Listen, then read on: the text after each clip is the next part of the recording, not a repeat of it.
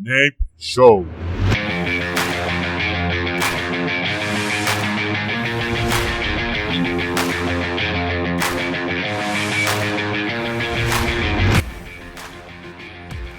Buenos días, este es el episodio número 2 de Nape Show. Para quienes nos están escuchando la primera vez, vamos a analizar las noticias de los países de habla hispana. Vamos a escuchar noticias y analizarlas. Los que quieran comunicarse con nosotros pueden hacerlo a través de napeshow@gmail.com.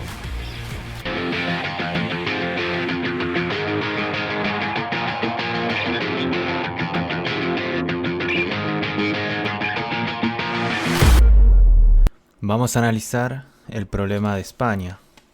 España ha estado con muchos problemas durante esta última semana, estos últimos días, principalmente el fin de semana.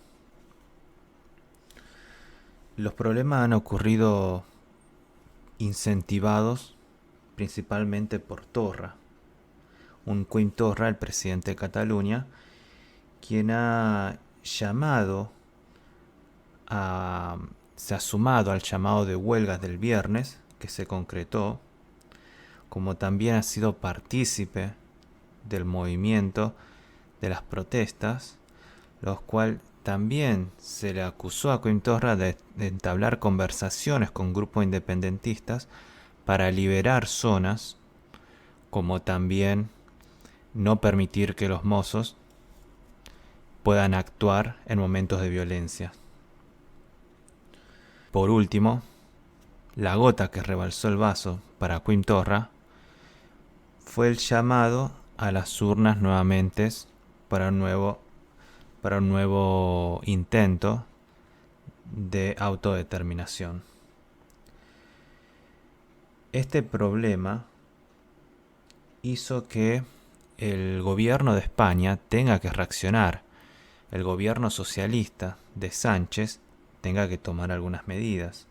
Las protestas se desbordaron, hubieron muchos comercios rotos, edificios públicos y privados vandalizados, las guardias civiles, policías, heridos, con en muchos de los casos de alta gravedad. El caso más interesante es la aparición del grupo Tsunami Democratic, quien por medio de las páginas de internet, de las promociones online y de los medios de comunicación por internet, se ha promovido a las marchas, y ya sea de una manera agresiva o invitación a la marcha. Esto hizo que el juez de Audiencia Nacional Castellón ordenara el cierre de las páginas y entablara conversaciones en buenos términos precisamente con el buscador Google, para que se evita la propagación de Tsunami Democratic. Ahora encontramos una dualidad. Tenemos un sector de los independentistas que se declaran una independencia en paz, y ahora por otra parte encontrábamos la violencia que obviamente le ganó al movimiento de paz. Los que más sufrieron estas violencias, como ya hemos dicho, fueron los comerciantes, que a la vez se enfrentaron con los vecinos. Encontramos entonces el problema entre los mismos ciudadanos de Cataluña, entre quienes disfrazados del nacionalismo apoyan una independencia de España, y encontramos a los ciudadanos o comerciantes comunes que quieren continuar la vida diaria. El gobierno de Sánchez fue muy criticado cómo actuó ante estas rebeliones por parte de las protestas independentistas. Si bien se muestra a favor de la aplicación de la Ley de Seguridad Nacional y del artículo 155, uno de los más proclamados o reclamados por el Partido Popular de Casado, para que el Estado intervenga y tome control de la situación en Cataluña de una vez y termine con los conflictos. Ahora, el gobierno de Sánchez trata de evitar todos estos problemas hablando de que hay un derecho de reunión o un problema de orden público. Busca de esta manera diferenciar los grupos independentistas de los grupos violentos y busca tirarle tierra a Torra. Dentro, por debajo, se estuvo diciendo que el gobierno de Sánchez busca que la Esquerra Republicana de Cataluña, ¿sí?, el ERC, por ellos mismos busquen sacar a Quim Torra. Sin embargo, se les reclama a Sánchez que ha estado inactivo durante todos estos momentos y no ha sabido actuar para frenar todos estos problemas que ha llevado a un gran costo político. Además, Sánchez fue verdugueado por Quim Torra al exigir tiempo y hora de poner los marcos de negociación con el gobierno, mientras que Sánchez les dice, bueno, hablemos pero con una condición que considere la existencia de la violencia y que muestre apoyo a los mozos y a la Guardia Civil que han actuado en el conflicto español.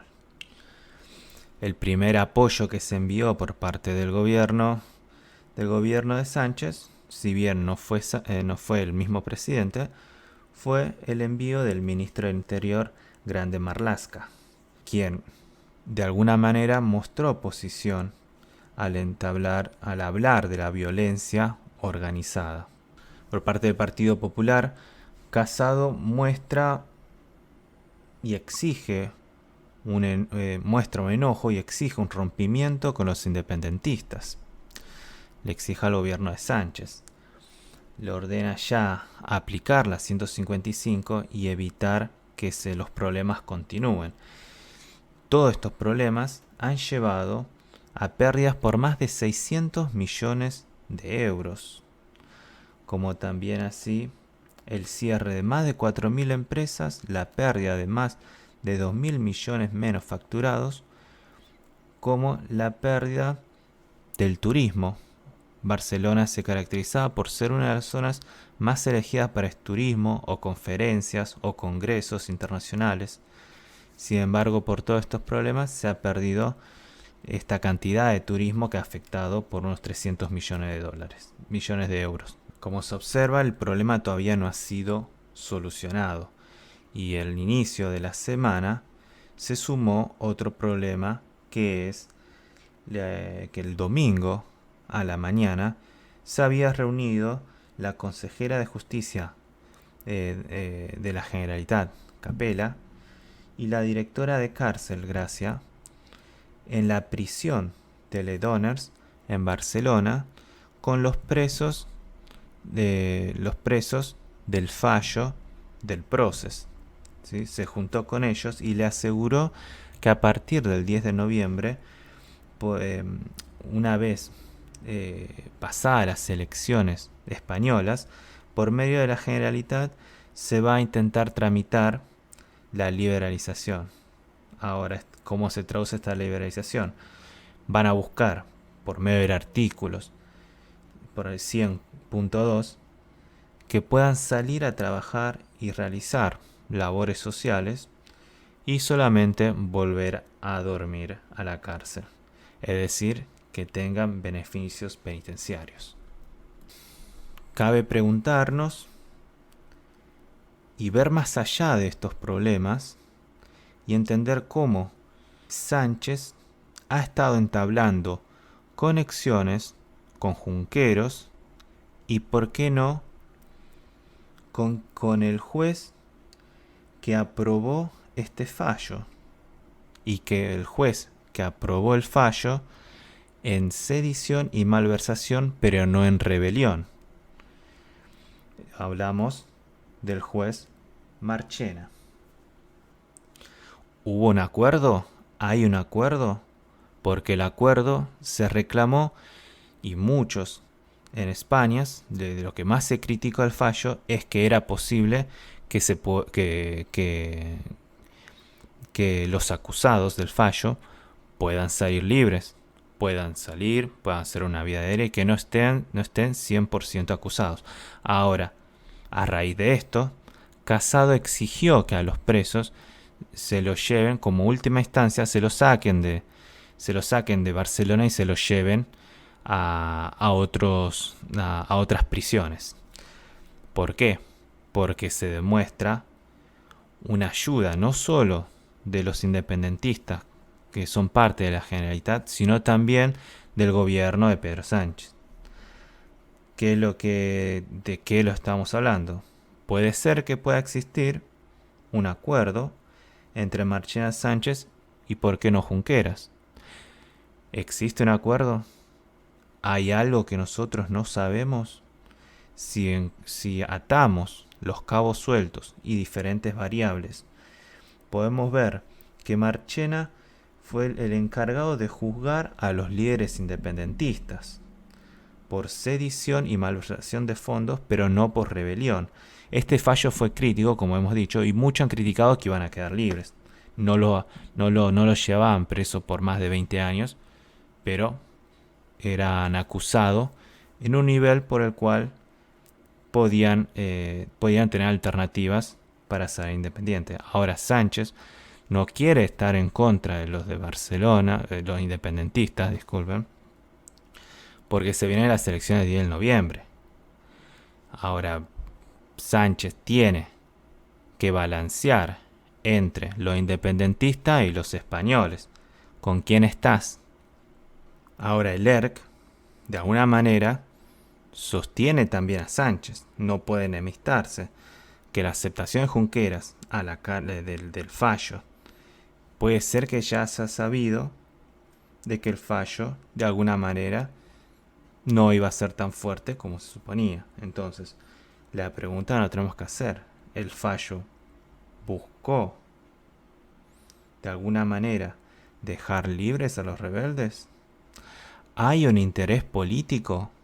¿Hay un interés político del Partido Socialista para no amenazar sus posibilidades de llegar al 10 de noviembre? En Chile, de repente, encontramos que se produjo una rebelión. Al nivel de España, ahí podríamos decir que sí. Las protestas comenzaron con un alza del precio de los combustibles de 800 pesos chilenos a 830 pesos chilenos. Eso equivale de 1,10 dólares a 1,14 dólares. Es decir, un incremento de 4 centavos de dólares. Eso bastó para que los estudiantes comenzaran a atacar los subtes. Esto se produjo ya por la tarde. Esto motivó a que otros sindicatos y organizaciones de izquierda y socialistas comenzaran a generar disturbios también. Se comenzaron a aparecer los primeros subterráneos quemados. El incremento de la tarifa del subte. Por ahora no sé si lo aclaré principalmente. Los disturbios llevaron a la quema de subterráneos, a la quema de las estaciones de subterráneos, de colectivos, es decir, de los buses, como también de las dependencias públicas. Esto empujó a que el presidente Sebastián Piñera, el presidente chileno, declarara el estado de emergencia y enviaba a los militares a que patrullen las calles. Esto hizo que la gente aún se quejara más y generó más problemas a una generación que no conoce lo que es tener militares en la calle, ya que la última vez que se produjo esto fue en la dictadura de Pinochet, que terminó en 1990. Se produjeron saqueos de comercios, enfrentamientos con la policía y los militares, se comenzaron a generar cacerolazos, la gente tocando cacerolas, se prendió el edificio de energía. Todo este problema hizo que el sábado salga por las noches Sebastián Piñera y anunciara que se suspendía el incremento del boleto de subterráneos. De todas maneras, ya los problemas y ya los violentos habían ganado las calles. Esto hizo que se declarara el estado de sitio, un estado de sitio que que fue ordenado de las 10 de la noche hasta las 7 de la mañana. Esto implica que no se puede caminar, no se puede salir afuera, los comercios cierran. Obviamente no fue acatado. Más problemas, más heridos.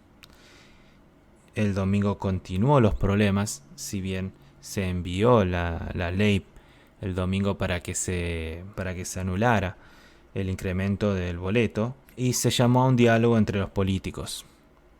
Ahora, el día lunes encontramos que los resultados han sido 11 muertos y más de 2.000 detenidos. Y aún las protestas continuaban y los policías y los militares aún seguían confrontando.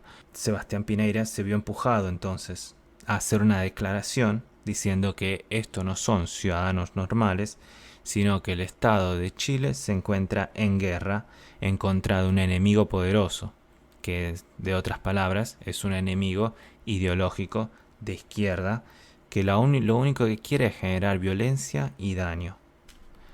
Las bolsas chilenas cayeron más del 5%, afectando nuevamente la economía, al igual de lo que pasa en Barcelona. Estos problemas hay que tener en cuenta en lo que ha pasado en Latinoamérica. Observamos cómo el gobierno de Maduro hizo alusión junto con su mano derecha de Cabello sobre la brisa bolivariana que recorre Latinoamérica nuevamente, y de alguna manera han dejado trascender indirectamente que se ha financiado estos movimientos y altercados en América Latina. Ahora, ¿realmente ha sido motivado por Maduro?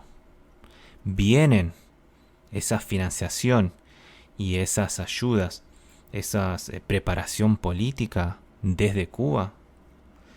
¿Hay un marco más complejo en América Latina donde se prepara una vuelta al populismo?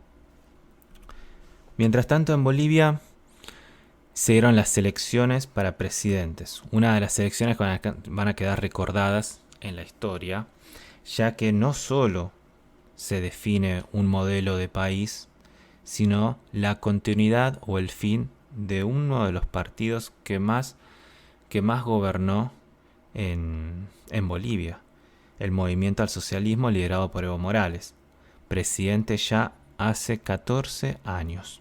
Sin embargo, pasando por encima de esto, anunció su presentación como candidatura apoyado por el Tribunal de Justicia y obviamente todas las articulaciones del Estado lo apoyaron.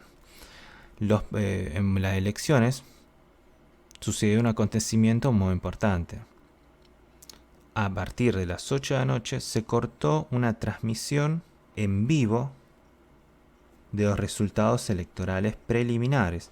Bolivia hizo dos tipos de conteos, un conteo preliminar y un conteo oficial. El conteo preliminar daba que se iba a dar un balotaje entre el candidato a presidente por el MAS y el candidato a presidente por la Comunidad Ciudadana, Carlos Mesa. Para que vayan a balotaje debe haber una existencia de una diferencia de no más de 10 puntos, algo que está aconteciendo y que empujó a la oposición boliviana a festejar el balotaje, ya que en tercer y en cuarto lugar encontramos dos fuerzas que de alguna manera y con reparos apoyan a Mesa y empujan a una oposición con Evo Morales. El corte de la transmisión de los resultados a partir de las 8 de la noche hizo que se generaran un montón de dudas y protestas, tanto de estados internacionales como de la OEA y como también de la oposición.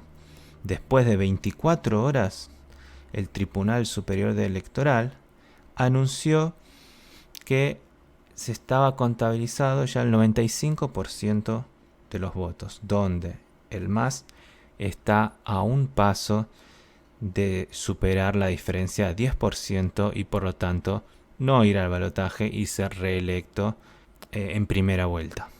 Entonces, nos tenemos que preguntar, ¿Hay una estabilidad democrática? ¿Va a haber estabilidad democrática?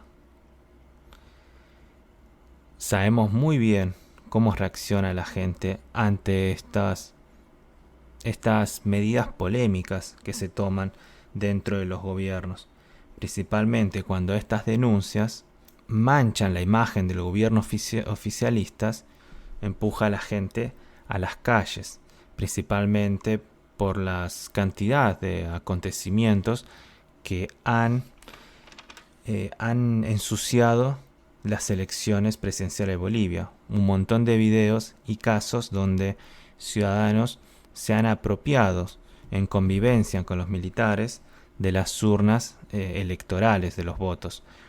Urnas electorales tiradas, urnas electorales guardadas, urnas violentadas donde se sacaban votos de los opositores. En todo este entramado, Evo Morales dice ser el representante de la democracia y de los más necesitados. Por último, tenemos Argentina. En Argentina se llevó a cabo el domingo 21 el debate por las elecciones que se van a llevar a cabo, las elecciones nacionales que se van a llevar a cabo el 27 de octubre. En simples palabras, el debate fue mejor de lo esperado. Más agresivos, más acusaciones, más confrontación. Entre los referentes tenemos un Macri, presidente de Argentina, que defiende, oficialista, que defiende su candidatura, y a un Fernández, representante opositor kirchnerista, alineada con Fernández de Kirchner. Para la sorpresa de muchos analistas políticos, el presidente Mauricio Macri inició el debate de una manera más aguerrida y más agresiva para atacar el pasado kirchnerista, siendo sus principales ataques la justicia por la puerta giratoria, en la cual siempre se defendió a los criminales y no a los ciudadanos de a pie, la corrupción de los kirchneristas, una de las grandes robos de la historia argentina, el narcotráfico. Recordemos que la época de los kirchneristas fue donde más narcotráfico se generó. Fernández, en su defensa, atacó a Macri por los 4 millones de nuevos pobres generados, ya que incrementó la pobreza en los últimos 2 años a partir de la crisis económica del 2018, y también atacó el incremento de los cierres de las empresas, principalmente empresas pymes. Se calculan que los cierres fueron de 43 empresas por día. El debate dejó a los dos candidatos bastante satisfechos cada uno. Los otros que lo acompañaban, Espert, Centurión, Labaña, representantes opositores también, no llegaron a la talla para poder sacarle votos a la dualidad Macri-Fernández. La semana que viene los argentinos van a votar entre una grieta más creada por los políticos que por los propios ciudadanos, donde van a votar un modelo de Fernández, un modelo kirchnerista de izquierda y yendo hacia un modelo más bolivariano, y un modelo de gobierno de Macri, más un gobierno socialista de socialdemocracia. Ahora, ambos parte de un sistema político argentino que no hizo más que empobrecer a los ciudadanos, endeudar a los ciudadanos y enriquecer a los empresarios afines al gobierno y a los burócratas políticos. Ojalá les haya gustado escuchar la noticia de hoy día y espero verlos en 3 días. Muchas gracias por escuchar.